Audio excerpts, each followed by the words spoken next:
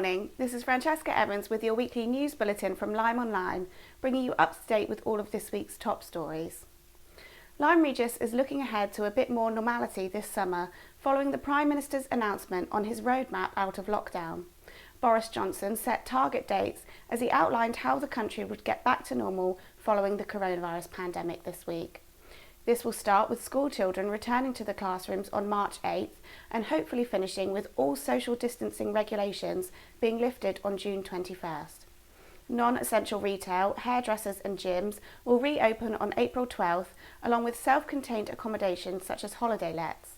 Hospitality venues will also be able to serve customers outside only from April 12th, with some local pubs and restaurants set to take up this opportunity, before a full reopening of indoor hospitality and entertainment venues such as theatres from May 17th. It is hoped that all legal limits on social contact will be removed on June 21st, giving some hope to organisers of Lyme's major events and festivals scheduled later in the summer, including Lifeboat Week and Regatta and Carnival Week.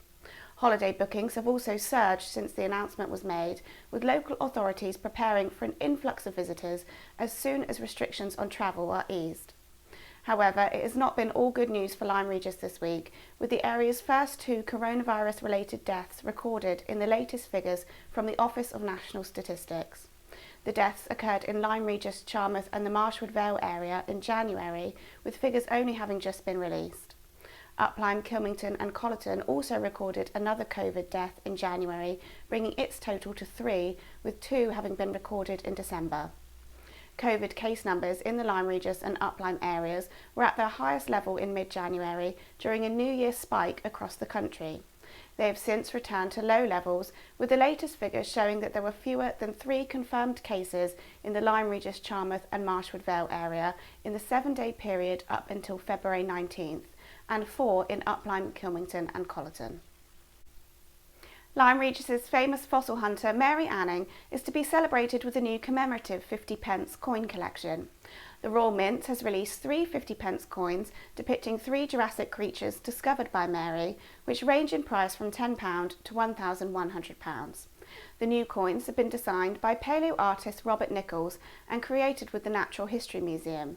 They also feature augmented reality, and collectors can scan the coins to unearth facts, clips and images about the prehistoric beasts. The release of the new coins comes as interest in Mary Anning soars across the globe, thanks in part to the release of new film Ammonite, starring Kate Winslet as the fossil hunter. Anning will also soon be remembered with a statue in Lyme Regis following a successful £100,000 fundraising appeal.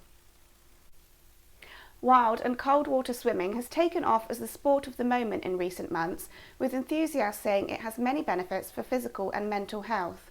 But emergency services have also warned of the risks of the sport after a 19-year-old experienced swimmer was rescued off Abbotsbury last week.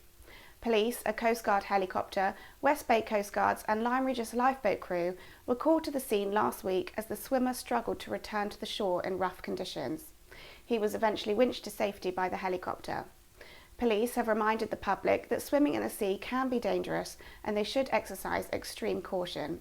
You can find more safety advice for sea swimmers on the RNLI website shown on screen now. And speaking of the RNLI, here are a few familiar faces you may recognise from our own lifeboat crew here in Lyme Regis. Local artist Maria Barbashina has been immortalising the crew, launching a project to paint almost 30 of the local volunteers. Maria said she likes to choose subjects who she feels play an important role in local life, and she hopes her portraits will promote the voluntary work of the lifeboat crew. It is hoped the paintings will eventually be displayed in the lifeboat station. It was once the home of the Philpott sisters, known for their pioneering geological discoveries, and played host to author Beatrix Potter, but the iconic Mariners Hotel in Lyme Regis is now said to be past its heyday and could be partially converted into holiday lets. The Grade 2 listed hotel was originally built in the 17th century and has been used as a school, doctor's office and coaching inn. It has remained largely closed since March 2020 due to the coronavirus pandemic, and now owners are seeking planning permission to convert it into a smaller 8-bedroom hotel and 7 separate holiday lets. They said the change would make the business more manageable and would help put the historic building back in good order. You can view the full planning application on the Dorset Council website.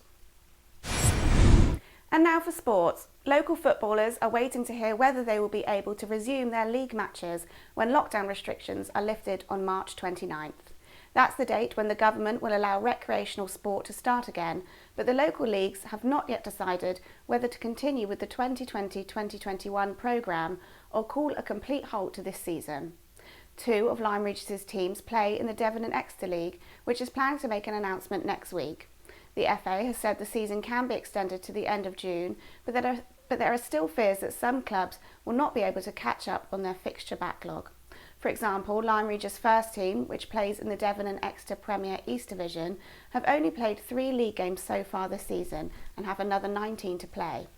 Lyme Reserves, who compete in Devon and Exeter Division 1 East, have another 17 games to play. There has been no word yet from the Perry Street League, in which Lyme Rovers, the club's third 11, play in Division 1. They have 14 games left to complete their fixtures.